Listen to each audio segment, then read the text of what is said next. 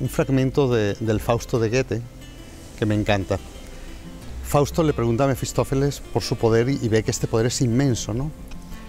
Y entonces le dice, oye, con tanto poder, ¿por qué no eres inmensamente feliz? Y Mefistófeles le contesta, ¿cómo quieres que sea feliz privado de su presencia?